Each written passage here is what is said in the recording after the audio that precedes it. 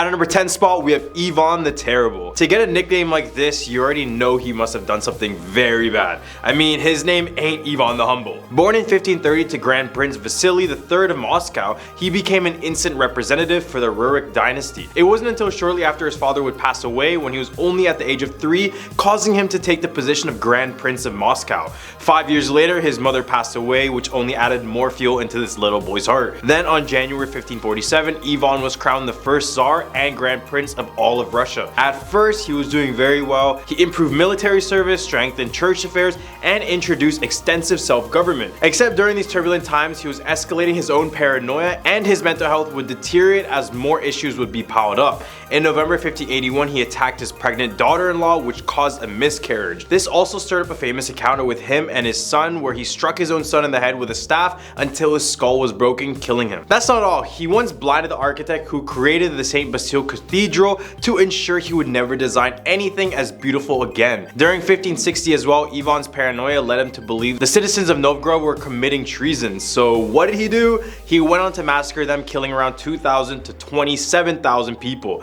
Ivan even decided to sew the Archbishop of Novgorod into a bearskin and then let dogs hunt and kill him. He also had 8 wives, but that's not so scary, kinda nice, am I right? At number 9 spot, we have Vlad the Impaler, another unpleasant nickname on our list. First of all, he is responsible for the deaths of around 80,000 people, but for some historians that number pushes to around 100,000. Out of those people he apparently killed, around 20,000 of them were impaled. No wonder he got this name. Many people have him as inspiration for Dracula for his bloodthirsty ways. For example, after his family passed away, he decided to hold a banquet and invited hundreds of members of all of his rivals' families. So when he had them all over, he then all had them stabbed, and their still twitching bodies were impaled on these spikes. And another time, when he retreated from a battle, he ordered 20,000 defeated Ottomans to be impaled on wooden stakes. This was such a horrifying sight that when the Sultan Mehmed II saw the lines of bodies, he quickly retreated back to Constantinople. Regardless of his bloodthirsty motives, he remains a national hero in Romania. His victorious campaigns against the Ottoman forces, which protected both the Wallachia and Europe, have won him praise as a military leader. So good or bad, he did kill a lot of people, but then again, they were impaled brutally, so I don't know what to say about that one. At number 8 spot, we have Phalaris. This leader created one of history's worst torture devices of all time. The brazen bull was designed by Greek tyrant Phalaris, who reigned in ancient Greece from 5070 to 554 BC. He's most famous for his cruelty, and he would literally use the funds of his own citizens to create more torture devices. The craziest thing about his brazen bull was the fact that he asked a designer slash builder named Perillus to create it, but it was said that Phalaris used him as the first victim to be executed in it. Talk about a backstab. This torture device was a bronze bull that would basically roast victims alive. And to make things worse, before the victims were placed into the bull, they were forced to have their tongues cut out and their hands bound. As the victims burned alive, their screams would appear as if the bull was alive. At number 7 spot, we have Emperor Caligula. This guy was definitely the craziest Roman emperor I've read about. If you had a bloodthirsty tyrant and a sexual deviant, you would have Emperor Caligula. After being born in the year 12, he would go on to become Roman emperor from 37 to 41 CE. When he first took authority, it was noticeable that something terrible was wrong about him. Caligula had incestuous relations with his 3 sisters and engaged in plenty of intimate group sessions during his reign. And on top of that, he forced senators to bring their wives and their daughters to his palace, where he would convince them to do very inappropriate things for him and others in authority. Then, to become a full menace, Caligula would brag about his sexual performances right in front of the husbands of the women he slept with. This guy was a player, a menace, and a ladies' man all in one. In a pursuit for wealth, he would stage trials of innocent people in order to confiscate their estates, while he gained large quantities of money and luxuries for himself. Eventually, things started to go bad. I mean, bad leader, bad place. Makes sense. However, the last straw was after famine and bankruptcy hit. It was here where he planned to move to Egypt to live as a sun god. This eventually triggered his murder in January 41 AD. At number 6 spot, we have Joseph Stalin. Stalin was born in 1878 and was the infamous leader for the USSR during the 1930s. Despite their success against Germany to end the war, Stalin was far from being innocent from any war crimes himself. He is indirectly responsible for around 30 to 40 million deaths, though that number tends to hop around a lot. Out of those millions, many of them happened to be in the Soviet Union itself. For example, in 1932 and 1933, millions of Ukrainians were killed in a man-made famine, which was engineered by none other than Joseph Stalin. Then in 1936, Stalin initiated the Great Purge, aiming to rid the Communist Party of some of the biggest detractors and rivals of the group. Hundreds of thousands of people initially were arrested by Stalin's NKVD, which was the secret police at the time. Many were executed or sent to the Gulag, which, for those who don't know, were these terrible, harsh labor camps where many people would pass away. Also, he organized a series of mass executions, which totaled around 22,000 people, consisting of Polish officers and POWs. This is known as the Katyn Massacre, and it was done for the sole purpose to ruin the future of the Polish military. As I mentioned previously, he was responsible for the deaths of his own people, which is probably the worst crime he ever committed. Historians believed he killed over 20 million of his own people, making him one of the most evil rulers to ever exist on this list. In the Humper list, we have Mao Zedong. This guy was terrible, but also good, depending on the way you want to look at it. To set the baselines, he created the People's Republic of China, introducing communism for the first time. This is where a lot of controversial things happen. In the purges of the early 1950s, millions of wealthy peasants, intellectuals, and saboteurs were killed. Then came the Great Leap Forward from 1958 to 1962, one of the most insane experiments in social engineering ever. Private plots were abolished and communal kitchens were introduced. This experiment turned out to be a disaster, which ended up killing over 45 million Chinese people. Then in 1966, he launched the Great Proletarian Cultural Revolution, in which millions of people were persecuted and suffered public humiliation, imprisonment, torture, hard labor, and even execution. Except there was some good he did. Despite killing millions, I know, still terrible. Mao turned China from a third world country into a first world country with their improved international relations. As well, Mao united China together, and if we really think about it, his high death toll is because of an accident. I know, still terrible, but not as terrible. At number 4 spot, we have Queen Maria I of Portugal. Born in 1734, Queen Maria exhibits some eyebrow-raising behavior prior to her husband/uncle's death in 1786, but it was that sad event that really set her on the road to madness. When her eldest son and only daughter passed away as well, Maria's already fragile mental state went completely downhill. The religious fanatic became convinced she was going to hell and reported visions of her deceased father's blackened corpse being tormented by demons. Visitors to her apartment could complain that they were tired by her constant screaming and wailing. I mean, she didn't kill anyone, so that's not a terrible thing. Except in February 1792, she was deemed mentally insane and was treated by Francis Willis, the same physician who attended George III of the United Kingdom. So this is probably the least evil monarch on this list, but her mental deterioration and effects definitely made it difficult for the people at the time. At number 3 spot, we have Saddam Hussein. Saddam Hussein was Iraq's ruler from 1979 until 2003. His sick need for power, ultimate authority, no matter the cost in human blood, was a consistent theme throughout his entire reign. Saddam was well known for employing terror against his own people, including the use of mustard gas and nerve gas to subdue the Kurds. To mention some of his horrible actions, in 1980, he launched an attack on Iran. The battle ended in a stalemate with over 1 million people passing away, many including innocent women and children. Then he attacked Kuwait in 1990, igniting the first Gulf War and killing another 85,000 people. Following that war, uprisings killed around 150,000 civilians. The list goes on with the amount of attacks and other war crimes he committed on innocent people. Except in 2003, he was captured in Iraq, and then in 2006, he was famously sentenced to death by hanging. At number 2 spot, we have Pol Pot. Born in 1925, Pol Pot was a political leader for the communist Khmer Rouge government that led Cambodia from 1975 to 1979. His goal was to wipe out all sorts of Western influences in Cambodia and create his own country based on his personal likings. He wanted to Cambodia back to its roots by advocating for more grassroots farmers and laborers. This basically made educated and professional people number 1 on his hit list. One of his first decisions was to evacuate Cambodia's urban areas. This displaced millions of people, resulting in a complete life change, as many of them were forced to work in labor camps as farmers. It was pretty bad because if you refused to do this type of work, this would place you in a detention center and would give you 2 options: comply or die. The Khmer Rouge also had their own torture manual, which was used in the form of interrogation. It was said that 1.5 to 2 million Cambodians were killed during Pol Pot's rule. At a number 1 spot, we have Genghis Khan. What did you expect? So he takes our number 1 spot for the most obvious reasons ever. He is responsible for the deaths of over 40 million people. Genghis Khan of Mongolia is arguably the greatest military leader of all time. The Khan regime at its peak covered over 9 million square miles of territory, which ranged from Central Asia Asia to places as far as Poland and Korea. The reason he was able to take over this much area was largely due to the way he commanded his army, their ruthlessness, tactic, and extraordinary speed. In one example, Khan's son-in-law was killed by a stray arrow during 1221. He then took his whole army and attacked the city of Nishapur, which is modern-day Iran, and it was said that he killed everybody in the city, which is believed to be 1.75 million people, in a single hour. The victims were beheaded and their skulls were piled up in a large pyramid. His campaign would prove to be more evil than death alone, but we don't need to mention anything else. He was so cruel that even cats and dogs would also fall victim to his strength. Besides destroying entire civilizations, Genghis Khan's conquest may have helped to spread the bubonic plague across Asia and Europe as well, thus killing another 75 to 200 million people. Glad to know we don't have this type of guy around today. Starting off this countdown at number 10, we have Flying Car. This video was captured by a woman who was driving in Israel. She was making her daily commute and talking to what sounds like her car Siri when someone wanted to cut in front of her. Although I think the car misjudged how much space they had, because when they tried to go around, How much money do you have?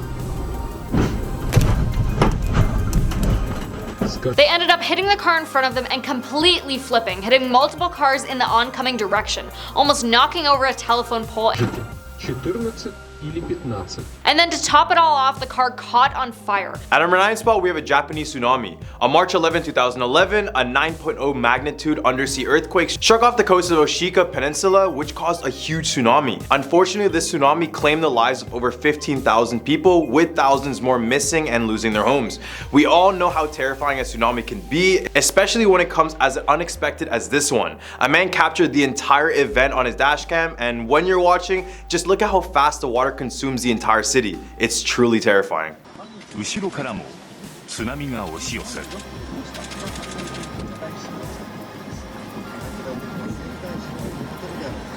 そして25秒後には車は完全に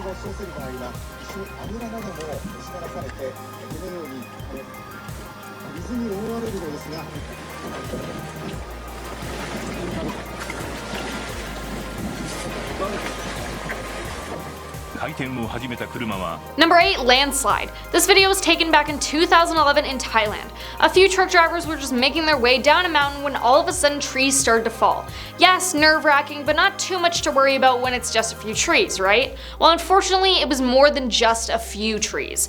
Well over 15 trees had fallen over onto one of the trucks that was driving, with dirt and rocks also sliding down the hill, and it started to push the truck off the road completely.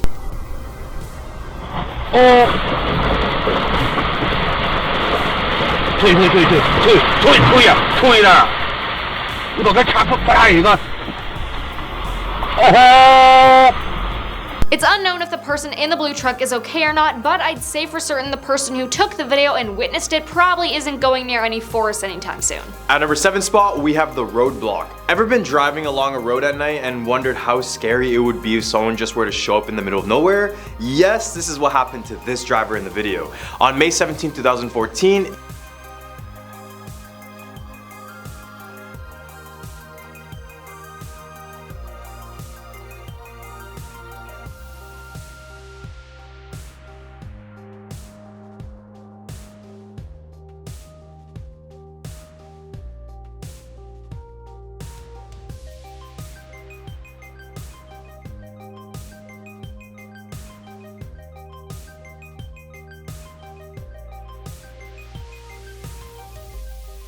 in what appears to be in the middle of the night, this driver is going down a road with no one else around except for maybe one lone car. As he continues down his path, he goes down a bend in the street, which leads him directly in front of a lady in white just standing there still in the middle of the road.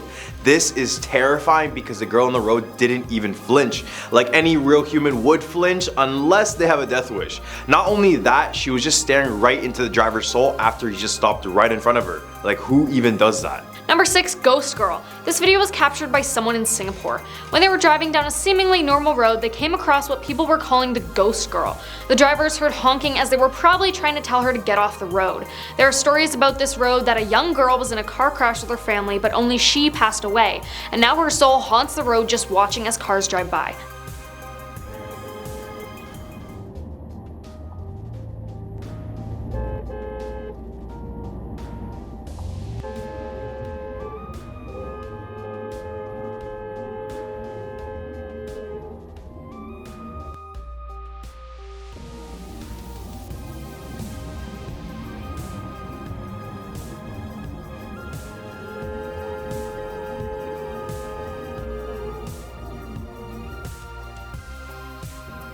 Maybe it's a ghost, or maybe it's actually someone who's sleepwalking and happened to stumble onto the road. Right in the hump of our list, we have a ghost sitting in the middle of the road. Okay, that's a bit scary. Yeah, That's a bit scary. that is very scary. That's Alright, my traction control just came on. yeah. As these group of guys are driving down a winding road in Malaysia, they eventually get to a point when the road straightens out, and this is when they encounter this creepy looking girl in the middle of the road. She appears to be in all white, black hair, looking like the more cliche movie monsters that you usually see, but regardless, seeing this in the middle of the night is bound to make all of us have some goosebumps. Now at number 4, Demon. When a taxi driver in Japan was dropping off their passenger, their dash cam captured something paranormal. To the driver, the car ride was completely normal, but to us who can see the dash cam footage, there was nothing normal about it. He's seen driving under a bridge when what looks like a ghost appears in the back seat of the car. The figure seems to linger around for a little while, with at one point having what looks like a smile on its face. Then suddenly, after a bit, the figure just vanishes. Now some say it's the reflection of the lights in the tunnel, but I don't really know how much I believe that, and not to mention how the figure disappears for a bit then comes back when the driver is no longer in the tunnel.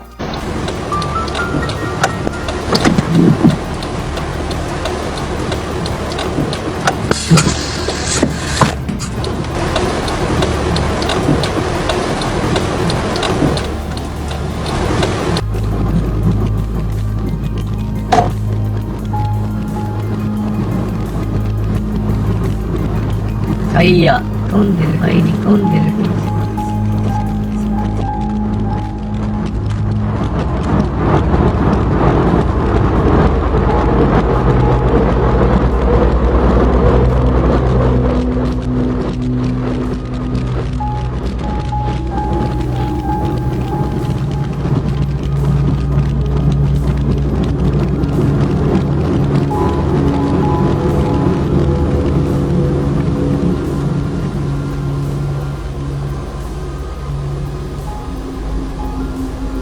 At a number 3 spot, we have a locust swarm.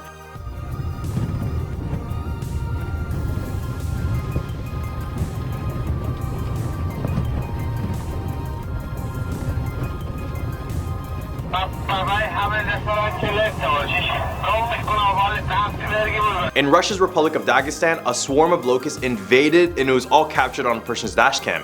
This looks straight out of an apocalyptic movie about the end of the world. In the video, the driver captured a gray cloud slowly approaching the vehicle, but when the cloud gets closer, as seen in the video, it becomes clear that it is not a dust storm, but a sea of swarming locusts. According to the Ministry of Agriculture and Food for the Republic of Dagestan, the swarm affected 114,000 hectares of farmland, and despite attempts to stop the swarms through fumigation. Last month, the agency declared a state of emergency when a massive swarm hit the area. Coming in at number 2, bus crash. This video was taken on multiple cameras on a tour bus in China. When the bus driver attempted to reverse on the highway after missing an exit, a transport truck had crashed into the back of the bus, unfortunately taking the life of the truck driver. However, everyone on the bus was okay, walking away with only minor injuries. A spectacular crash has been captured on camera from the inside of a tourist bus in China.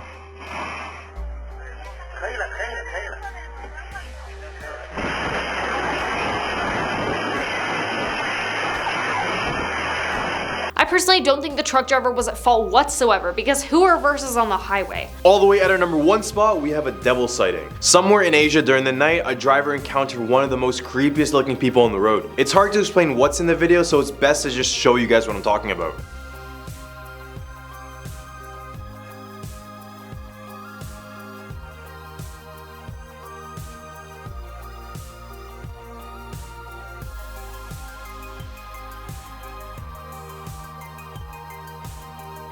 In the video, we see a young woman with long dark hair sitting in the middle of the road.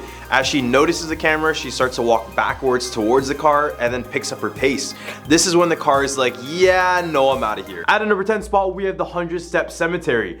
The 100-Step Cemetery is located in a town of Brazil, India. Remember, I said town, not the country. The cemetery gets its name from the long infamous staircase that lies right in the middle of it, and there are 2 versions of the legend about the staircase. One legend says that once you reach the 100th step, or the last step, The ghost of a past cemetery caretaker will appear right in front of you and whisper out the time and way you will pass away. However, once he says this, you must climb back down all the stairs, and if you don't count back to 100, the caretaker will take your life on the spot. The other version of this story is that when you go back down these steps, if the number you count is different than the number you walked up with, then your prophecy is false. Much of the stairs are overgrown with vegetation, so counting the stairs is much harder. And more recently, the cemetery even tried to tear out parts of the stairs. Are they trying to physically remove the urban legend from this place? I mean, a free fortune teller? Who wouldn't want that? At a number 9 spot, we have the green clawed beast. Supposedly lurking in the Ohio River near Evansville, Indiana,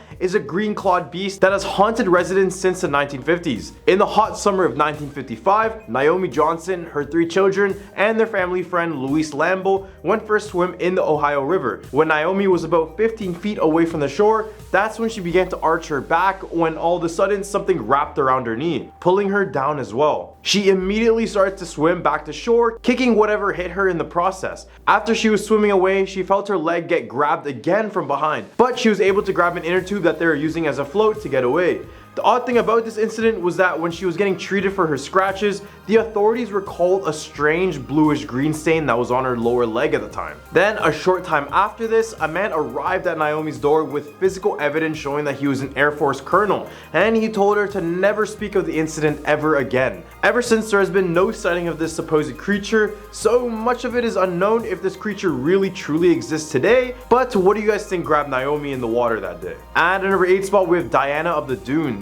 It's said that if you walk along the shores of Indiana Dunes National Park, you may see a pale naked woman swimming or running around near the waters of Lake Michigan. However, don't be deceived, because what you may be seeing is a ghost of a lady who used to do the same thing back in the early 1900s. The real woman's name was Alice Mabel Gray, and she lived as a hermit in a driftwood shack along the shore. However, she wasn't always like this. She earned a bachelor's degree from the University of Chicago in 1903, but as years went by, she found that the city life and the working life made her more depressed each and every single day.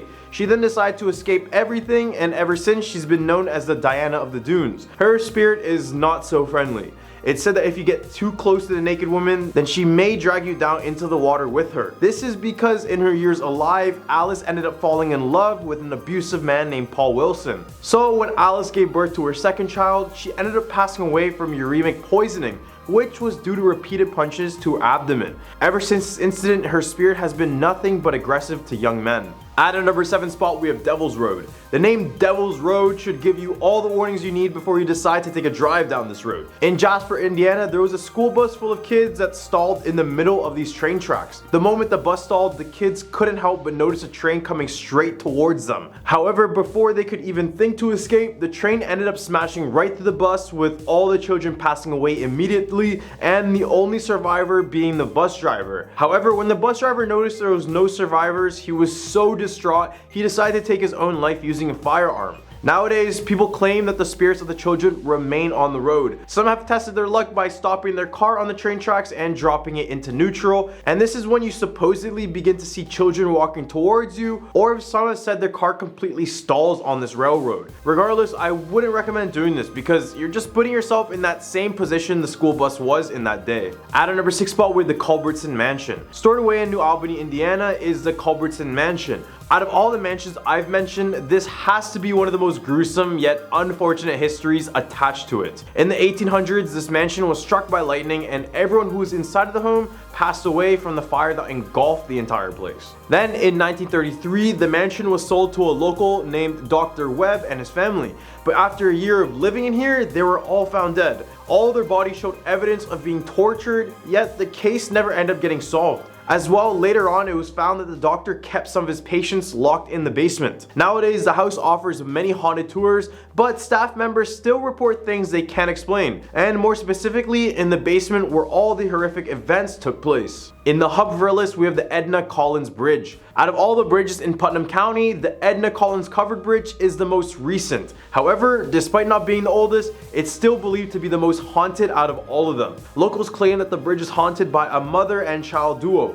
Legend goes that a little girl by the name of Edna Collins lived in the area nearby and would occasionally swim in Little Walnut Creek, which is the creek the bridge now resides over. Her parents had a tradition of dropping her off on their way to town, and when they returned, they would honk 3 times to let her know that it was time to go. However, one day after they honked 3 times, Edna was nowhere to be found. Instead, they searched the nearby creek and they found that she had drowned in it. It's said that shortly after, the mother took her own life and hung herself on the trees where the bridge is located today. And ever since, this bridge has been haunted by this mother and child duo. At a number 4 spot, we have the Whitcomb's Library. Before his death in 1852, former Indiana Governor James Whitcomb donated his entire library to Ashbury University, which is now known as DePauw University. This library was filled with all the books that he read in his entire lifetime. This collection included one book named The Poems of Ossian, the Son of Fingal, which was locked away in a specific section of the library which was closed to the public. One small boy grew more and more curious about the book, and then one day in the 1800s, he decided to sneak into the library and steal the book for himself. However, after he finished the book, he woke up to a spectral finger pointing at him,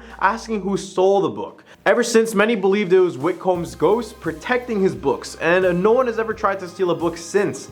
To this day, there are still occasional sightings of his ghost, but as long as no one is stealing his books, then he shouldn't do anything aggressive. At a number 3 spot, we have St. Mary of the Woods College. St. Mary of the Woods College was opened in 1840 and is the oldest Catholic college in the entire state. The Lefevre and Foley buildings on the campus have had many reports of something supernatural lurking inside of them. Some have said they have been grabbed by invisible forces, and there are stories of an exorcism done in the Foley building. However, the most notorious spirit found at the college is the Faceless Nun. Legend goes that the Faceless Nun is the ghost of a sister nun who used to teach in the art department at the campus. It was there where she began a self-portrait but passed away from an illness just before finishing it. However, the section has been destroyed and now it seems that her spirit is found everywhere on campus. When people spot her, they are usually stunned and even freeze in terror. At a number 2 spot with the Pukwudgie. The Pukwudgie is a 2 to 3 feet tall creature that lurks in swamps and dense forests. He physically resembles a troll or sort of a goblin, and one of their active spots happens to be in Mound State Park in Anderson, Indiana. Author and archaeologist Paul Startzman claimed to have encountered one of these creatures back in 1927. He claimed to be walking alone in the park when he noticed a little man half his size with abnormally large ears, gray skin, and a mushroom cut. They are not known to attack humans, but are instead known to be great deceivers and tricksters. However, other iterations of the creatures say the complete opposite, telling how these creatures are indeed bloodthirsty and need small gifts and sacrifices in order to appease them. One telltale sign you'll know that they're near is from their high-pitched gremlin-like laugh. So you can only imagine the feeling you'd get walking here at night when all of a sudden you hear the Green Goblin. At a number 1 spot, we have the Zion United Church of Christ Cemetery. Potentially the most haunted cemetery in the entire state of Indiana, the Zion United Church of Christ Cemetery is supposedly a hotspot for anyone looking to see something supernatural. Located in Poland, Indiana, this cemetery has gravestones dating back all the way since the 1840s, and the amount of reports coming from this cemetery is enough to make anyone believe there's something sinister inside of it. The ghost that many locals see is the one that walks outside of the cemetery, warning people not to enter the cursed grounds. Some have said the ghost tells them to turn back,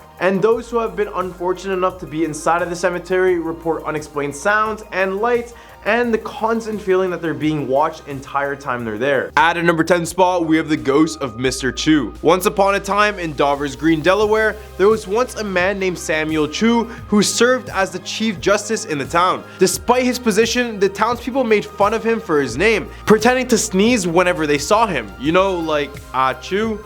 This constant teasing eventually took its toll on Samuel Chu after he passed away in 1743. It seemed that his death didn't bring him peace, as his ghost soon started haunting the town immediately. The first person to report an encounter with the ghost of Samuel Chu was farmer David Hendricks. He claimed that on a cold autumn night, the ghost appeared to him dressed in the judge's robe and white powdered wig.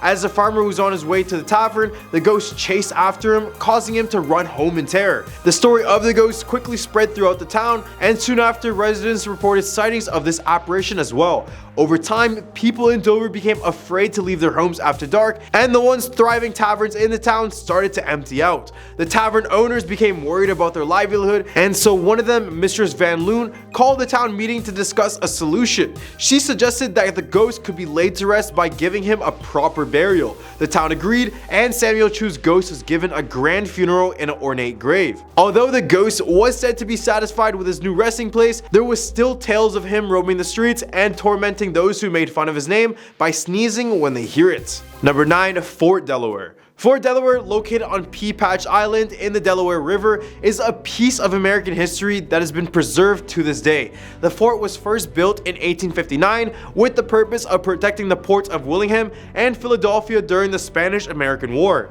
During the Civil War, it was also used as a prison camp for Confederate soldiers. The conditions at Fort Delaware were brutal, however, and many prisoners perished as a result, leading to reports of ghostly apparitions and strange occurrences that still persist to this day.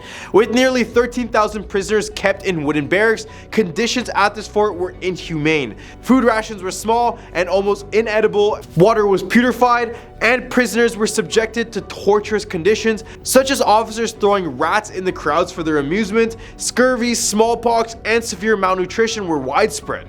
It is not surprising then that many of the 2,700 men who perished at the fort, as well as those who lived to be freed, continue to haunt the prison to this day. Visitors to the fort report a range of supernatural activities, ranging from being tapped on to feeling as if someone is breathing directly on them. So if you dare, you can actually take a 5-hour tour here for paranormal purposes only. Number 8. The Shelbyville Swamp Monster. The legend of the Shelbyville Swamp Monster has been known to the residents of Delaware since early 1960s. According to the tale, a grotesque creature dwells in the Great Cypress Swamp, terrorizing locals and visitors alike. However, the truth behind this legend is far more intriguing than the story itself. In 1987, it was revealed that the entire monster hoax was created by Ralph Grapperhaus, the editor of Delmarva News, and his friend Fred Stevens. Grapperhaus, who is known for his love of a good prank, Stevens, who was 26 at the time, dressed up in a costume made of his Aunt Dorothy's old raccoon hat, a mask, and a club, and then hid in the shallows of the woods. He would jump out at passing cars on Route 54, creating the illusion of a monster inside of the swamp. The news of the alleged monster sightings soon spread like wildfire, and a photo of the Shelbyville Swamp Monster even made the front page of the Delmarva News on April 23, 1964. Stevens even participated in the hunt to find this creature, adding fuel to the fire of the hoax. However, Stevens eventually stopped the charade out of fear for his safety. It wasn't until 23 years later that the truth behind the legend was finally revealed. Despite the revelation, residents continued to report sightings of the monster in the Great Cypress Swamp. Some people believe that the creature was not entirely a hoax and that a monster still may be roaming the foggy shadows of the swamp. In the 1920s, a couple of hunters reported hearing loud, inhumane screaming, followed by sounds of something large and heavy racing towards them. This has led some, including local author Andy Nunes, to question if there may be some truth to the legend after all. Number 7. Catman's Grave. The Long Cemetery, also known as Colonel Armwell Long Cemetery, is located at the end of an old dirt road in southeastern Delaware. It was established as a family plot for Colonel Armwell Long, who served in the Revolutionary War, and his family after his death in 1834. The land was later turned into a public cemetery in his memory, with Armwell being the first official burial. One of the most famous stories related to the cemetery is that of the Catman. The Catman was a former caretaker of the cemetery who lived in a nearby home and was known for chasing away any teenagers who came to the cemetery to cause any sort of trouble. After his death, the Catman was buried in an above-ground tomb in the cemetery. But even in death, he continued to watch over the cemetery and was still said to take care for it. However, the tomb was torn down in 1994 due to vandalism, and the Catman was given a regular in-ground burial. People who saw the tomb before it was torn down reported seeing strange scratches on the inside that were said to resemble those of a cat's claws. It is believed that if someone knocks on the wall of the cemetery 3 times, they will summon the Catman, who will cause a visitor's car to fail, making it difficult for them to leave. Despite no longer being the caretaker of the cemetery, the Catman is still said to have no patience for anyone messing around in his cemetery. Number 6. The Old Maggie's Bridge. Located on Woodland Church Road in Seaford or Woodland, Delaware, it is known for being one of the most haunted roads in the state. This is what it looks like in the daytime. Looks pretty normal. Well, you're wrong. cause this short bridge holds a dark and eerie history, as it is said that a young woman named Maggie Bloxham was decapitated in an accident on the bridge in the late 19th century. To add to the horror, her grave can be found in a local cemetery, with the cause of her death being listed as young and pregnant. Maggie's spirit is believed to still haunt the bridge, searching for her lost baby and possibly her head. According to local legend, if you visit the bridge at night, you should get out of your car and yell into the night, "Maggie, Maggie, I have your baby." People have reported seeing figures moving about the woods on either side of the bridge, and photographs often come back with orbs dancing in the dark, and it is said that the best time to visit the bridge is during a full moon, when Maggie can be seen in all of her ghostly glory. There are multiple accounts of cars acting strangely on the bridge, with engines failing to start, gears shifting out of place, or the car moving on its own after the engine has been turned off. These experiences has led regular paranormal investigations at the site, and many locals swear that Maggie's ghost is still very active and can be seen on the right nights. In the hump of our list, we have the Pukwudgie. The Pukwudgie is a mythical creature from Wampanoag folklore, originating from Delaware and Prince Edward Island. According to the legend, the Pukwudgies are a human-like creature that can appear and disappear at will, and they also have the ability to shapeshift, use magic, launch poison arrows, and create fire. They are known to cause trouble for those who annoy them and are considered to be hostile to humans. Native American folklore suggests that the Pukwudgies were once friendly to humans, but then turned against them out of jealousy towards the cultural heroes Michelle and Granny Squanit. Ever since, the Pukwudgies are said to have kidnapped, attacked, and blinded their victims, and now are labeled as dangerous creatures. They are known to have caused mischief and torment to the Native American community, and are said to have killed Maushop's 5 sons, while some variations suggest that they may have killed Maushop himself. Whether or not you think they are good or not, they are definitely a creature best to avoid. Number 4, the Zeewanhendiao mermaid. In the early 17th century, Dutch settlers attempted to establish a settlement named Zeewanhendiao in what is now Delaware, USA. Although the colony was short-lived and destroyed after a single year, it is now remembered as the first European settlement in the area. To commemorate the 300th anniversary of its founding, the Zeewanhendiao Museum was created, showcasing the history of southeastern Delaware. And this thing, yeah, I don't know about that. This is a supposed mummified mermaid that was given to the prominent Martin family by a sea captain and eventually lent to this museum. The mermaid, however, is not the beautiful mythical creature that one might expect. Instead, it has a simian face with large rigid eye sockets and a wide toothy mouth. Its hands are clawed like a reptile, and its torso is covered in bony ridges. The creature is small, less than a foot in length, and its skin and scales are ashy gray-black. But in reality, not to burst anyone's bubbles, the mermaid is a clever taxidermy specimen that bears a closer resemblance to a Fiji mermaid made classic by P.T. Barnum. This tradition of taxidermied monsters can be traced back to the Misemono, a type of carnival in Old Edo, which is modern-day Tokyo, where mummified mermaids and other supernatural creatures were displayed as carnival attractions. These creatures were believed to bring good luck and fortune to attendees, and were often constructed from the bodies of fish and small monkeys dressed with paper mache, wood, and lacquer. Over time, these fake mermaids, or ningyo, made their way overseas and became popular curiosities for sailors from America and Europe, where the folklore behind the creature was lost, leaving a blank canvas for new mythologies to be written. Number 3, the Addie C Inn. The Addie C Inn in Bethany Beach, Delaware is a charming Victorian-style bed and breakfast that was built by the Addie family in 1902. This historic establishment is also known for being one of the most haunted places in the state of Delaware. One of the most famous hauntings at the Addie C Inn is that of a copper bathtub in room 1 that vibrates mysteriously. Guests have reported experiencing the tub shaking violently, and the story of the shaking tub has become one of the most well-known tales associated with the inn. There are also reports of eerie organ music heard coming from room 6, despite no organ being present in the room. Guests have reported the ghostly apparition of someone running through the hallways at night, accompanied by the smells of perfume and the sounds of mysterious music.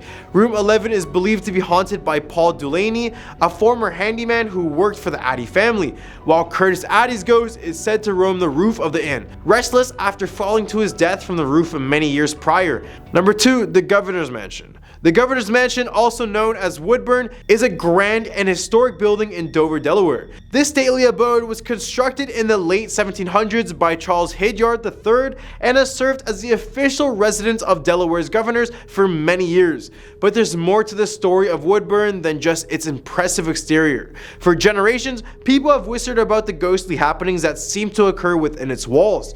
The first recorded instance of paranormal activity dates back to just 25 years after the house was built, when Charles Hilliard III passed away. According to the legend, the owners of the mansion at the time invited a Methodist preacher to stay with them. During a morning prayer session, the preacher requested they wait for the other guest who was staying in the guest house. The couple claimed that there was no one else visiting, but the preacher went on to describe his ghostly roommates in vivid detail, matching Charles Hilliard III's appearance exactly. Since then, many have reported strange and unusual occurrences within the mansion's walls. Some say that the ghost of Charles Hilliard himself still roams inside of this building, and that if you leave a glass of wine on the stairs for him, you'll find it drained by the morning. Other ghostly sightings included the screams of a slave who was caught and killed near the mansion's porch while running from slave hunters, and the ghostly figure of a young girl dressed in a gingham dress and bonnet carrying a candle and roaming the grounds. Whether you're a paranormal enthusiast or simply a lover of all things historical, the governor's mansion is definitely worth a visit. Number 1, the Dead President's Hub. The Dead President's Hub and restaurant in Willingham, Delaware is a popular gathering spot with a rich and spooky history. The pub is located in a historical part of the city and is known for its presidential memorabilia and paranormal activity. Despite being in business only since the late 1990s, the two-story space has a long and varied history, having served as a private residency and several other businesses, including bars, over the years. Visitors of the pub claim to feel a dark and heavy presence, with strange occurrences such as glass rattling on their own and rooms becoming extremely cold all of a sudden. Late at night, employees have reported hearing childlike giggles and witnessing dishes flying across the room. One ghostly figure that is rumored to visit the pub regularly is Lemonade Mullery, who is said to have died from a fall in the bathroom in the 1960s. Several paranormal investigation teams have been drawn to the pub to study the ghostly activity, and they all agree that the place is teeming with entities that feel like they're part of the staff. To start our list right, at number 10, we have the Queen of Spades. Basically the Russian version of Bloody Mary, this supernatural being is said to grant wishes to anyone who summons her, but at a price, of course. As the Joker once said, if you're good at something, never do it for free. To summon her, similar to Bloody Mary, you need to go into a dark room with a mirror and light a candle in front of it. Once you have that set up, you need to place a Queen of Hearts playing card right against the mirror. Then, taking lipstick, you need to draw a door with some stairs on the mirror. Now in front of the mirror, you need to clear your mind and close your eyes and say, Queen of Spades, come, 3 times. While you're saying her name, visualize the Queen of Spades opening the door and walking the stairs from the lipstick drawing. This part is where many report hearing evil laughter just before they encounter the Queen of Spades. Once she appears to you, you need to hold your candle and say your wish out loud. Once you're done, blow out your candle. If not, her spirit may come out of the mirror and stay in our world. Coming in at number 9, we have the Black Curtains. This Russian story started off as a simple request from a mother to her daughter, asking her to go to the store to purchase some curtains for the home. She urged the daughter to not buy any black curtains under any circumstances. However, when the girl got to the shop, she saw that there are only black curtains. So despite her mother's wishes, she decided to get them rather than go home empty-handed. When she arrived home, her mom was upset. But since they had no curtains, she put them up anyway.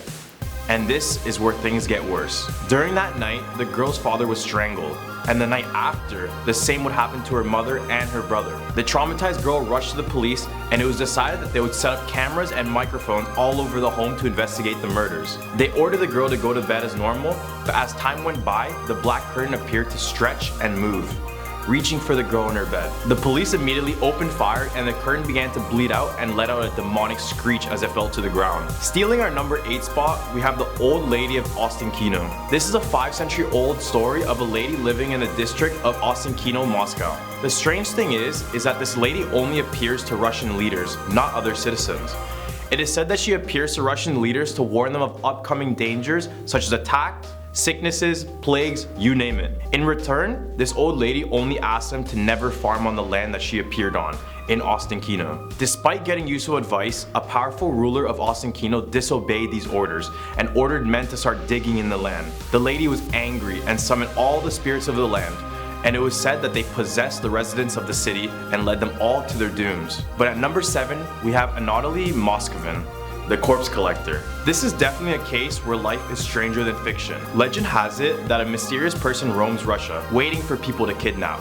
He then kills them, preserves them, then puts their mummified bodies on display. It's a horror story fit for nightmares. This mysterious person was later found and arrested, going by the name of Anatoly Moskvin. He was reported to have killed 29 women, would mummify them, and would turn them into large dolls.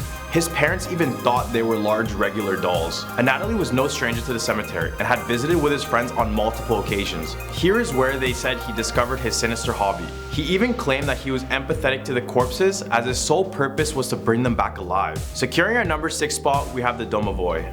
The Domovoi is a house spirit in Slavic folklore.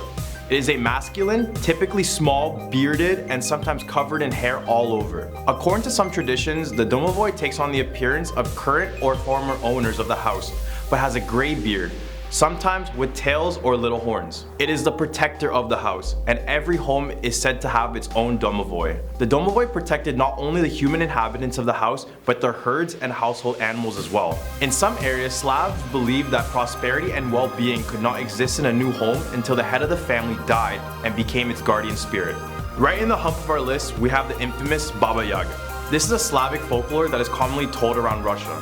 The Baba Yaga is a supernatural entity or witch that takes the form of an elderly lady. She is said to be the refugee of the dead, meaning this is the form she had taken after coming back from the afterlife.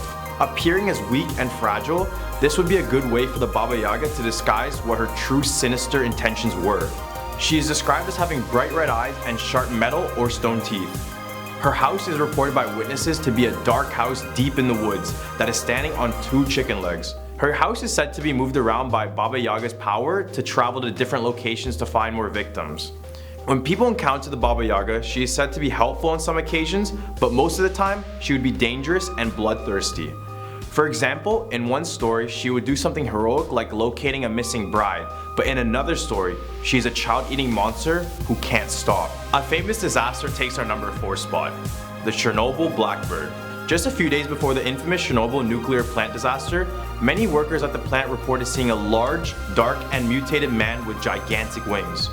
This humanoid creature was given the name Black Bird of Chernobyl, and despite the fact it had no head, it had piercing red eyes that would send chills to the spines of anyone caught looking. Before the nuclear disaster, workers claimed to have been plagued by terrifying dreams and many instances of bad luck. Fast forward to the day of the disaster, and now workers have reported seeing a large black bird-like creature with a 40-foot wingspan flying through the smoke of Chernobyl. Many people believe these creatures to be a bad omen, since they are shown around history to appear before tragic events. You should definitely know this one, but at number 3 we have the Russian sleep experiment. This experiment was conducted in the 1940s in a top-secret Soviet facility. The Soviets used 5 Gulag prisoners to test what no sleep did to their brains and body in 30 days. They promised freedom when, or rather, if they survived. They would use air stimulants to keep them awake for all of the days. In the course of 5 days, the situation went out of control.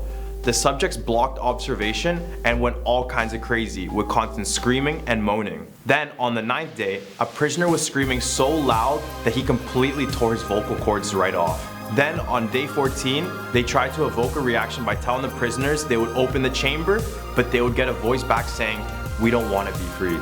Then on day 15, after another day of silence, they decided to open the chamber, where they saw the unspeakable. When they opened it, they immediately noticed one of the prisoners was dead due to mutilation. As the soldiers were taking out the other prisoners out, they noticed chunks of human meat all over the room. The other 4 had muscles and skin torn off from their bodies, which all seemed to be self-inflicted. Their abdominal organs had also been removed. As soldiers were trying to get them out, they began begging to stay inside the chamber with the gas on. But due to this traumatizing sight, the witnessing soldiers would follow a similar fate, with many dying and others reported ripping off their own reproductive organs. Beethoven would be shocked at our number 2 spot, but we have the red piano. This story begins when these parents bought a red piano for their daughter, who had all kinds of desire to finally play on one. Once she had started playing, she couldn't stop. Just like a young Beethoven, after hours of playing, her fingers would begin to hurt. Her parents relieved her by telling her that it was normal and that's just part of the learning process. When she went back to play the piano a few days later, she found that the piano was broken. The parents asked the lady to fix it, but oddly, she asked everyone to exit the room to ensure that there were no distractions. After it was fixed, the girl played once again, but would fall ill after a while of playing on it. Then, the piano broke again, with the pair having to call the same lady to fix. Due to the curiosity of how she fixed it, the parents decided to peep through the keyhole of the room to see what she was doing. The lady was found opening the piano, pulling out a jar of blood and drinking it. When the police inspected the piano, it was discovered that the piano had tiny needles on the keys, so every time the daughter played, she was really getting drained of her own blood. Taking our number 1 spot of our list, we have the Chapayoskos. Once there was a couple, Elena and Alexei, who worked at a chemical plant. Their love for each other was very strong. However, one day before their wedding, an accident occurred. Alexei was at the chemical plant when a chemical fire bursted out of nowhere, eventually making the whole plant explode. Unfortunately for her, it was too late to escape, and he passed away in the fire along with one other co-worker. Upon hearing the devastating news, Elena, with no intentions to live anymore, threw herself in front of a train. Eyewitnesses said that she wore a white gown before jumping on the track, which was the same outfit that her grandmother gave her for the wedding. She was later buried in the municipal cemetery, and now people who decide to visit their loved ones at the cemetery report seeing Elena in her white gown strolling through the grounds. Apparently, her ghost is still looking for her loved one Alexei. At a number 10 spot, we have the Chong-ek Genocidal Center. As the name suggests, this was a pure massacre and a horrible tragedy in Cambodia's long rich history. In the area around this genocidal center, approximately 17,000 people lost their lives and were buried, many whom were bound and blindfolded. For obvious reasons, these were known as the execution fields of Chong-ek. This is all but a reminder of some of the atrocities committed by the Khmer Rouge regime, who were known for their forced labor camps and malnourished citizens. Now back to the Chong-ek Genocidal Center. This is where the regime would take their prisoners to be executed and now serves as a memorial for this mass grave. This center even features a Buddhist stupa filled with different human skulls retrieved from the field,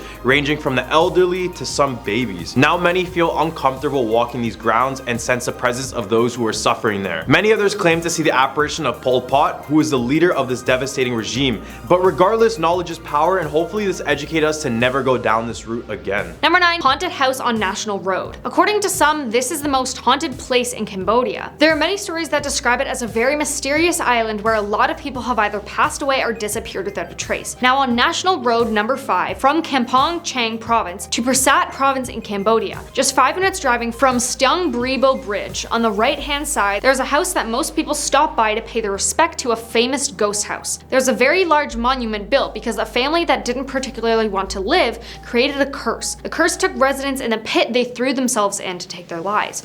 Eventually, people who drove near it started to pass away. It was also said that the residents who lived nearby started to pass away around World War II. At the time, it was a wooden house, but now it's concrete. At number 8 spot, we have Boker Hill Station. Boker Hill Station once served as a French settlement town and a hideout for the Khmer Rouge regime. Remember that terrible communist party I mentioned earlier? Through its time, many lives were claimed due to the hard labor needed to build all this infrastructure. This town even saw a war with the invasion of Vietnam. This regime used this place as one of their last strongholds, so many lives were lost defending it. Now it lies completely abandoned with only the rundown buildings to show for it. Fortunately, the place opened up for tourism, but many people report feeling sadness walking along these blood-stained grounds. Many people visit the old hotel in the town and they claim to see the apparitions in the corner of the rooms, standing there just watching them. Didn't think it was scary yet? Imagine this place at night.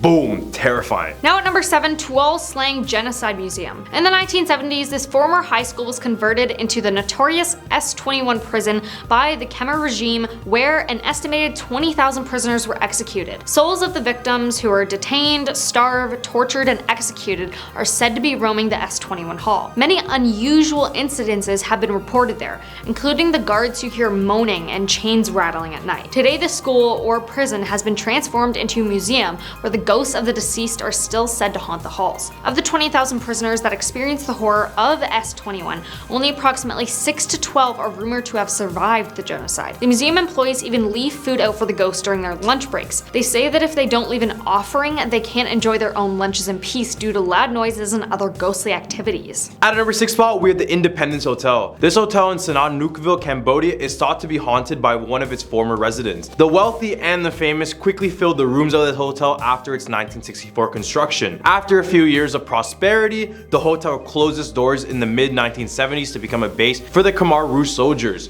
We can't escape this regime, can we? Rumors claim that the hotel conducted mass killings while using the swimming pool to house prisoners. It was abandoned and allowed to deteriorate before being restored in 1982 and serving as a hangout for UNTAC troops in the early 1990s. It was then shut down in 1999 and had a significant renovation and reopened to visitors in 2007. Despite the reopening, the new paint couldn't mask the atrocities done within the hotel. Guests would report cold spots in the rooms, and others would report an infamous spirit of a young girl who took her own life in one of the rooms, or even the aggressive spirits of the 4 robbers who were reportedly shot down in the mid-90s at the hotel. Think you can do a day at this hotel? Cause I can't. Halfway number 5, banana ghost tree. The story goes that a husband was sent abroad for business, and while away, the wife got sick and passed away. Her spirit became vengeful and started haunting the people of their village. When the husband returned, not knowing about his wife's passing, he quickly realized that the woman he found was not his wife, but her ghost when she unnaturally made her arm longer. He ran away from their house seeking help, but even after a proper burial, his deceased wife followed him to a Buddhist monk's house where he sought safety. As he was reciting prayers with closed eyes, his wife's ghost climbed one of the many banana trees near the monk's house, entered through a window, and immediately took the life of the man. A belief which many people still follow stems from this legend forbidding people from planting banana trees next to their houses, as her ghost spirit could enter through the house by climbing in on a banana leaf. If there was already a banana tree growing close by, all of the banana tree's leaves touching or near the house would usually be cut off for safety. At a number 4 spot, we have Khor. Khor is an island approximately 20 kilometers outside of the capital city of Cambodia. This place is a complete tropical paradise, but as they say, beauty is often deceiving. Turns out this island is nicknamed Murder Island, and it got this name because, you guessed it, the Khmer Rouge regime was here, and they established a prison where they would use it as an execution site. This prison was estimated to have claimed the lives of thousands of people due to physical abuse and malnourishment. This is why many residents of the island claim to see the ghosts of the former prisoners wearing their black shirts and crying out for help in the middle of the night. They even left a brutal display of the remains of those who lost their life on this island. Don't know about you, but I'm still hung up on the fact that it's called Murder Island. Shouldn't this be a no-brainer for all of you guys as well? Now at number 3, Champa Pagoda. During the broadcasting of a horrific night, a local radio programmee served as a channel for Cambodian people who would call in and share their paranormal experiences. Noah Vaseth, a government official residing in Stung Treng and a dedicated listener who tuned in on the show every Saturday and Sunday, said his life was almost taken by the ghosts while traveling along the road in front of Champa Pagoda in the Vay district. His story was this: it was 10 p.m. and I was on my way home from work. Suddenly, a bike ran into me.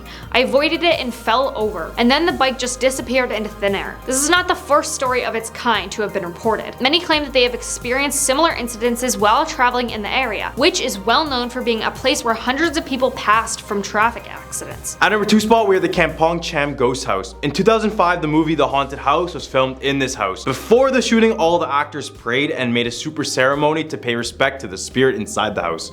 According to rumors, a young couple moved to this newly built house. They dreamed that someone offered to buy a house for $3,000 in net gold. They immediately agreed, and the next morning, they woke up and they saw the gold was placed at the door of the house. But they did not move despite taking the gold. One day after waking up, they found themselves lying on the wilderness with their belongings. Since then, no one has dared to step into the house, and it supposedly doesn't have a speck of dust inside of it to this day. Now coming in at number 1, Old Shingji Hospital. The now abandoned hospital was built in 1935 by the British colonial government as part of a military base camp in the area. It included 2 military buildings, blocks 24 and 37, that were part of the Kitchener Barracks, which housed the Royal Engineers of the British Army. However, the hospital's peak was short-lived, with the grounds being seized by Japanese troops in 1942 and used as a holding ground for prisoners of war. During the occupation, the hospital was said to have been used as a torture facility by the Japanese secret police, based on the fact that there were rooms with thick chains hanging from the walls and blood-stained floors. Before and after its closure in 1997, visitors and hospital guards claimed to have seen phantoms resembling nurses and soldiers roaming its corridors, as well as hearing unexplainable hellish shrieks. A movie was even filmed on the site, and the crew reported strange occurrences with unexplainable sounds, disembodied voices, and sightings of ghostly figures. At number 10 spot, we have CRISPR babies. Imagine you could customize yourself however you like, including your height, your skin color, your voice, and maybe testosterone for men. Well, this is what Chinese researcher Ho Zhenku did. In 2018, the Chinese researcher made the world's first gene-edited baby using CRISPR-Cas9. CRISPR was a new technology that allowed for DNA editing. Specifically, Ho was trying to encode HIV co-receptor with the goal of making a set of baby twins resistant to the virus. Except this form of gene editing is more scary than that. Scientists say that it can be used for virtually any other modification. At our number 9 spot, we have the social credit system. In 2014, China released a renowned social credit system. The one most of us have heard about, you know, on TikTok, YouTube, everywhere has talked about it. But many of us don't understand how it works. It basically is a system that works with AI, CCTV, surveillance footage, and listening devices that either rewards you or takes away points. In a way, these points decide how valuable you are as a person in the society. The fear of having a low social credit score is nationwide because you may be put up on a massive billboard for everyone to see and mock. Examples of how you can increase your social credit score include talk about good about the Chinese government on social media, donating to charity, helping people around your community, teaching Chinese, basically anything that's good or good for China. To lose points, you can drive over the speed limits, litter around, play your music a little bit too loud, or even spending money on something that they deem is dumb purchases. And punishments for having low scores could mean bans from public transit, slowed down Wi-Fi, or even banned from any luxurious restaurants or hotels. The fact that they implemented the Black Mirror episode into real life is scary enough, but the fact that the government is constantly stalking and judging you is even more terrifying. At a number 8 spot, we have super drones. To increase their military presence in the open waters, China has unveiled a mothership named the Zhuheyun, which carries over 50 advanced unmanned drones. So basically, it's an unmanned boat carrying autonomous drones, so no human is on board, and yet the ship is capable of destruction on a different level. Each drone is very intelligent. Each one knows what the other one is doing, so if these drones decide to attack a human, then all of the other drones would attack too. Warfare without the use of human soldiers is horrible. These drones can move at the speeds no human can reach. They can hit and detect at ranges no human could ever possibly think about. And they're able to be made just like that. Just imagine if they decide to put their entire funding on these drones and made a complete army. Elon said this about the situation. You can make a swarm of assassin drones for very little money by just taking the Face ID chip that's used in cell phones and having a small explosive charge and a standard drone, and have them just do a grid sweep of the building until they find the person they're looking for, ram into them and explode. You can do that right now. No new technology is needed. Right now. At our number 7 spot, we have the artificial sun. Located at the Institute of Plasma Physics of the Chinese Academy of Sciences in Hefei, China, lies the sun. But Andrew, the sun is in outer space, not in China. Sorry, my bad. The artificial sun. Sounds pretty terrifying on the surface. Just imagine how hot the sun is and how much power is contained within that. Fortunately, their purpose was for something else well needed in the future, and that is energy. There is no question we're running out of fossil fuels, and all the other methods we have tried are just not sustainable over long periods of time. China then created the sun to unlock clean and limitless energy. Then in this year, they were able to reach a record high of 126 million degrees Fahrenheit at its core. And for those who don't know, that's 5 times hotter than the sun.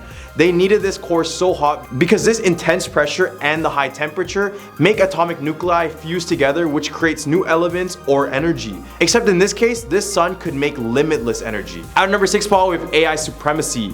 China has been leading the world in the development of artificial intelligence for years now. China has also made significant headway in developing practical applications of AI. In particular, the country is making major strides in self-driving cars, facial recognition, and voice recognition, especially used with their social credit system that I mentioned above. But should we be worried? Yes and no. AI is good for its various uses, but in the hands of the wrong people, AI could mean the end of our civilization.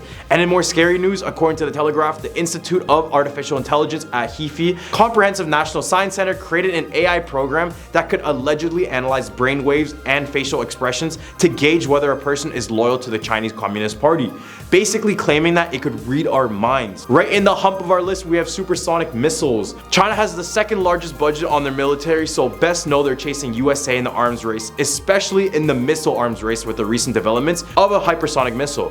For those who don't know, hypersonic missiles are these missiles that can travel between 5 to 25 times the speed of sound, which makes them increasingly hard to hit, along with the fact that they can operate in a different region of the atmosphere.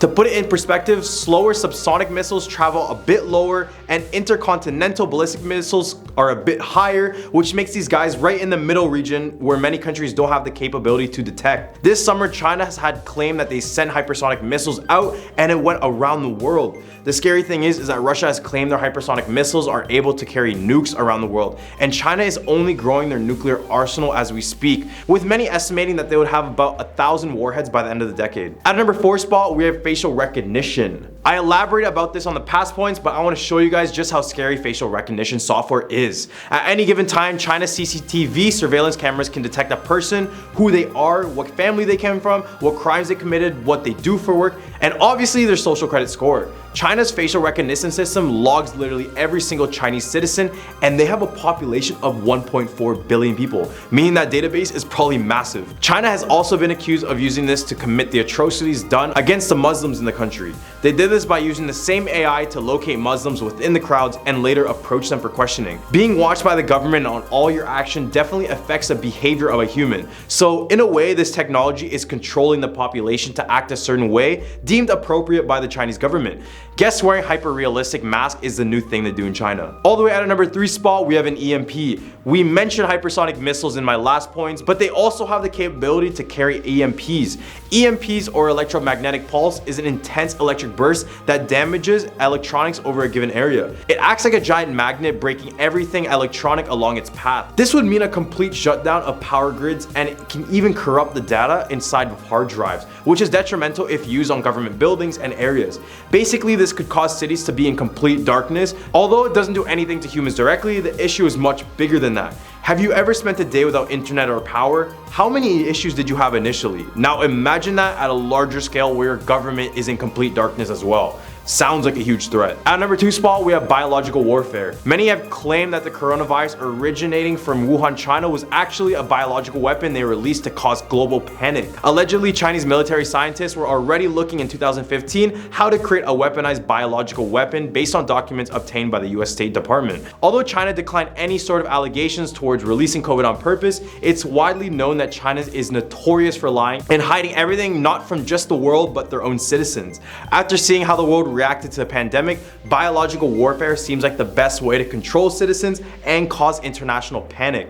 So whatever China did, it worked. At number 1 spot, we have stronger military planes. As I mentioned earlier, China is advancing their military very quickly after pouring in more and more money every single year. One of their military advancements include the J-20 fighter jet, and it was made with a purpose to combat the American fighter plane, the F-22 Raptor. Notorious for its stealth, speed, and agility, the J-20 is capable of reaching speeds up to 2,000 kilometers per hour, but they are not known for the speed. Instead, the Chinese government emphasized the stealth component, making it an effective long-range interceptor. They have currently built an arsenal of around 200 of them, which are all functional and ready for a battle. General Wilsbash discussed and praised another one of Chinese planes named the KJ-500, mentioning their features of long-range air-to-air missiles and how that greatly changes the playing field in the air. Starting off this countdown at number 10, the Singapore Stone. Did you know that Singapore has its very own Hercules? Known as Badang, a poor fisherman lived his humble life by the Singapore River. When he realized a water djinn had been stealing his fishes, he set a trap to catch the spirit red-handed. He then confronted the captured spirit, who promised to grant his wish in return for its release. Badang proceeded to wish for superhuman strength and was soon appointed court warrior by the Sultan of Singapore. Warriors from far and wide started swarming in to challenge the strong man, including India's Wadi Vijaya. The two dueled in a series of contests, and the last one saw them lifting a massive rock and throwing it towards the Singapore River. The rock was discovered years later at the spot where it was said to have landed, and not just that, there was an inscription on it, probably to commemorate Badang's achievement. However, only a fragment of the rock survives today, and as it's been said, the Brits blasted it to pieces in 1843. While it's housed in the temporary closed National Museum of Singapore, you can still see it online. Barely a meter wide, the Singapore Stone is a fragment of a large sandstone slab that once stood at the mouth of the Singapore River.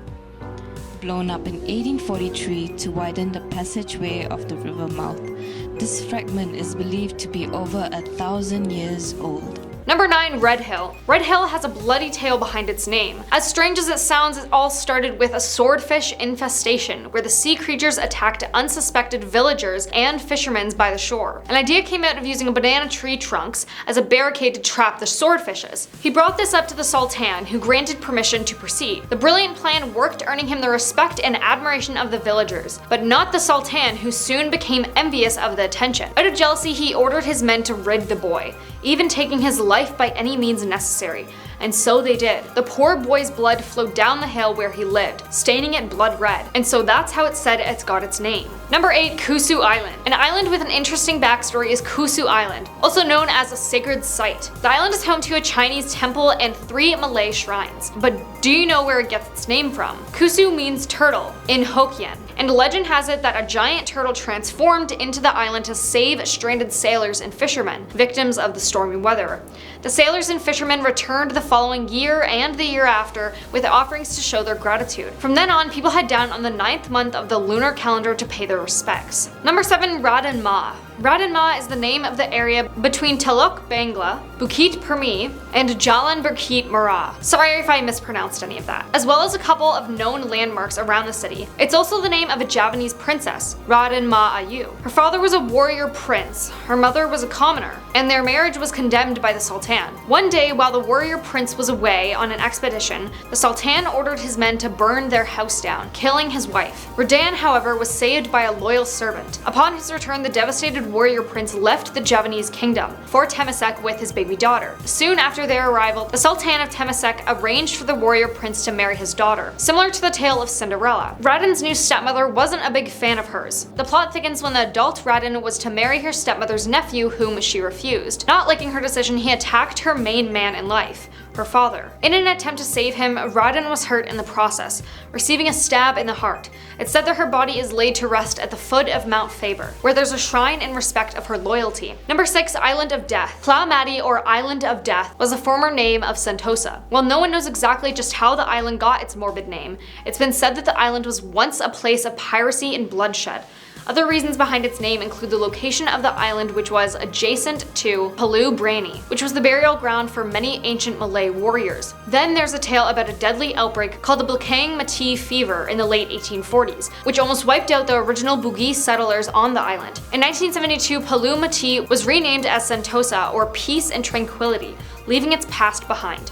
Today, it's a beach resort known as the State of Fun. Halfway at number 5 is Singapura. Sang Nila Utama, or Sri Tribhuwana, was once the ruler of the Shivajaya Empire at Sumatra. According to legends, he went on an expedition in the late 13th century and discovered an island with a white sandy shore. After learning that the place was called Temasek, Sang decided to cross the waters to reach this newly discovered land. However, a storm appeared out of nowhere and nearly swallowed the boat. In a desperate attempt, Sang threw his crown into the turbulent waters. The weather and the sea immediately became calm, and the crew reached Teluk Blangah safely. As they landed, a strange beast was spotted from afar. Upon hearing that it was a lion, Sang was overjoyed and decided to name the island Sigapura, or Lion City. The discovery was said to have happened in and around AD 1297, and Sang went on to rule for 48 years before his passing. His palace and burial ground was located on top of Bukit Larangang, or Forbidden Hill. Number 4. Sisters Islands. Lying south of Sentosa, Sisters Islands refer to Palu Sabar Darta and Palu Sabar Lut. Many years ago, there was a pair of sisters, Mina and Lena, living by the southern coast of Singapore. Being very attached to each other, the sisters vowed to marry 2 brothers so that they could live together always. However, one night, Lena ran into a group of pirates by the sea. Stunned by her beauty, the pirate chief was determined to marry Lena. When the dawn broke, the pirates came and abducted Lena to their ships. Weeping over the loss of her dear sister, Mina came swimming after the boats. The stormy waters were merciless, and she was doomed eventually. In a desperate attempt, Lena broke free and dived into the sea. The next day, a pair of islands appeared where the sisters had drowned. They were named Sisters Islands by the villagers in memory of the 2 girls. And legend has it that the next day, after the storm had subsided, Sisters Islands had appeared in the position where the 2 sisters were last seen. Number 3. Underwater City. Legend has it that Sang Nila Utama was the child between an adventurer king and a princess of an underwater kingdom, like we talked about before. Supposedly, Sang's father Raja had a glass case created for him to descend into the sea because he was curious about what lies beneath the calm waters. He sank into a country called Dika and was greeted by a race of men, and was later taken to meet the ruler of this underwater wonderland. And that's exactly how he met Sang's mom, Princess Mathabu Labari. This world under the sea, however, is scarcely ever mentioned in history books. Number 2, the Merlion. One night, the villagers living by the southern coast of Tesamek were awakened by the howling winds and crashing waves. The dark clouds blocked out the lights of the moon and the stars, turning the world in complete darkness. It was as though the island of Tesamek would be sunk by the raging sea. The terrified villagers got down on their knees and prayed. During this moment, a bright light was observed emerging from the southern waters. A massive creature, half lion, half fish, roared in anger. The battle between the fierce mythical animal and nature was intense, as the sky was filled with flashing lightning. The villagers had never witnessed such terrifying phenomenons before. After some time, the winds began to die down. The waves subsided and the sky started to clear. The gigantic sea beast had won the battle against nature. As it claimed its victory, it stood proudly on Sentosa. By morning, the Merlion had retreated into its waters, leaving behind a bright, colorful trail. Number 1, ghostly passengers. This story originates with taxi drivers, specifically ones who have had the eerie experience of picking up late-night passengers who ask to be dropped off at a cemetery. Usually, the protagonist in the story is a beautiful young woman waiting on a remote road for a taxi. Once she's in the taxi, she doesn't speak again and wordlessly hands the driver money when she arrives at her destination. In the morning, when the driver looks at the money, it's hell notes. Money burnt as an offering have replaced the Singaporean bills. At number 10 spot, we have the White Lady of Balit Drive. Every country has their own version of the White Lady ghost, and the Philippines is no exception to that. The country started to dread and avoid Balit Drive since the 1950s, when stories about a white lady floating around its streets started to spread around the area. The story goes that a white lady is a student of the University of the Philippines. The woman was the victim to a horrific crime committed by a taxi driver who picked her up, which caused her to pass away. Now, it's said that the ghost of the lady haunts that very street, and its preferred victims are cab drivers. Her ghost dresses up in a white gown, dressed with long hair covering her face like a veil. Drivers who drive on Balit Drive would often drive not knowing that the white lady was silently sitting in their back seat. The only way they find out about this is that they look in their rearview mirror, which they will find the lady in white staring back right at them. This is said to be the reason for all of the accidents on that street, so would you take your chances or would you just take the longer detour? Now at number 9, the Romblon Triangle. If the North Atlantic has the so-called Bermuda Triangle, the Philippines also has something very similar, and it's called the Romblon Triangle, which is located in the Cebuano Sea with its 3 corners at Mindoro, Panay, and Masbate, in the province of Romblon. The triangle covers a very small area, but due to the countless marine disasters in this area, people started talking about the Philippines version of the Devil's Triangle. Meanwhile, the Philippine Coast Guard insists that the shipwrecks in the Romblon Triangle are due to the bad weather and technical failure, and nothing mystical. But with that many issues happening within that area, they won't be able to keep calling it bad weather for much longer. Unless it is actually bad weather, but I guess we won't know. At number 8 spot, we have the My Way Curse. The My Way Curse, or might I say, the My Way Killings, is a social phenomenon in my home country, the Philippines. The Philippines has all these type of weird, creepy stories, but I swear it was just a way for our parents to keep us obedient. The curse is linked to the song My Way by Frank Sinatra. Oddly enough, since 2002, there have been unusually high numbers of death linked to this song, especially when people are singing it during a karaoke performance. I mean, this seems like a pretty strange coincidence, but it has been reported on news organizations all around the world, including the renowned New York Times. Due to the negative attention this phenomenon received, bars in the Philippines were completely compelled to totally remove it from the karaoke players. This song is still forbidden in many pubs today, and you risk being ejected from the bar altogether if you attempt to play it. Number 7, flying coffin. It's normal to see a coffin, though it typically gives us the creeps and goosebumps. But seeing a flying coffin in the middle of the road at night? Well, that's a different thing. Filipinos suggest that the flying coffin is one of the most popular horror stories shared with people. This horror story was even featured in a Halloween special of a TV show. The story is about a man walking in the middle of the night and he sees a flying or floating coffin in the middle of the road, and it then started to quickly fly towards him and almost hit him in the head when all of a sudden it disappeared. This left him horrified, and the story is still known nowadays, especially during Halloween. This one could be true, but it also could maybe just be a campfire story. At a number 6 spot, we have the Bao Bao. The Bao Bao, otherwise known as the grave robber, is rightfully named that. It's a terrifying humanoid that is known to steal corpses from funerals or a grave to consume them later on. Stories say that the Bao Bao is an undead creature with claws that can rip through flesh, along with razor-sharp teeth and a long tongue to effectively consume humans. It uses its long tongue to lick the flesh and suck out the blood of its victims. It's said that once the Bao Bao finishes eating a corpse, it leaves the trunk of a banana tree in the coffin to create the illusion of a stolen corpse. He is often regarded as an aswang as well. For all you non-Filipinos, aswangs are these creatures that haunted all all points of our lives. They're basically these humanoids who separate their lower half of the body in order to fly around and attack unsuspecting babies. Man, the monsters in the Philippines are very creative. Halfway at number 5, the headless priest. It said that the student was studying late at night at a school library and heard the sound of chains being dragged. When she checked who was making the noise, she found a priest, a headless priest. The priests played a vital role in Philippine history. They were the ones who led the church, and they were also the ones who taught the students in class during the Spanish era. As their name suggests, these clergymen hang out in universities, graveyards, churches, and other places that feel spooky. They sometimes bring their heads with them and seem to be looking for them when they don't. As for their heads, people said that they're either Filipino revolutionaries during the revolution or Japanese soldiers during World War II, cut off the heads of these priests. Other stories about biblical figures whose lives were taken, like St. John the Baptist, have also helped spread urban legends about priests. All the way at a number 4 spot, we have the Clark Air Base Hospital. This is one of the few places deemed to be haunted, not just in the Philippines, but in the whole world by the Ghost Hunters International. Season 1, episode 20, named Unknown Soldiers, if you guys want to check it out. The hospital was used during World War II and the Vietnam War. It served as an asylum to the wounded and the dying American soldiers. This is why many people around the world claim it is the most haunted place in the Philippines. It's said that the traumas and countless deaths from those conflicts have left their mark on the spirit presence in the hospital. The place is currently abandoned, which gives it this more supernatural look to it, but it's said that if you visit the hospital and sleep within 8 hours after the visit, you experience extreme nightmares and intense lucid dreaming for about a week. Now at number 3, Diplomat Hotel. The Diplomat Hotel is one of the go-to places for ghost hunters from different parts of the world.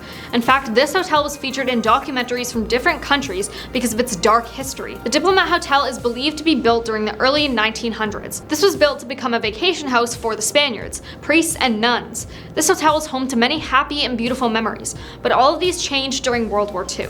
According to the stories, when the Japanese came, they gathered all the people in the hotel, separated them into different rooms, and took all of their lives. The people in the hotel were shot, beheaded, and stabbed. The worst part is the center of the hotel, where the fountain is located in the same place where the children were gathered and their lives were unfortunately taken. After World War II, the vacation house was converted into a hotel, but another tragic incident happened. A fire started in the hotel, and many guests who were staying there unfortunately passed away, which is another reason for the hotel to be haunted. The people working and visiting the hotel have experienced many scary encounters. Most of the people who visited the hotel have almost the same heavy feeling as many people are looking at them. At a number 2 spot, we have the Malacanang Palace. This extravagant building was used for the official residence and workplace for the President of the Philippines. I covered a video on the White House, and I can confirm nothing good comes from government buildings. Literally nothing. This building is located in the Old Manila district of San Miguel, and this building was built all the way back in 1705, so it has a lot of history, including some dark moments. It used to be the home of every nationality that colonized us, from the Spanish leaders to the Japanese leaders. All sorts of ghostly apparitions are said to reside in the areas, such as those of soldiers and children. Now coming in at number 1, San Juanico Bridge. When Typhoon Yolanda hit the country and almost erased vast areas in Leyte and Tacloban, the over 40 years old San Juanico Bridge remains strong and steady.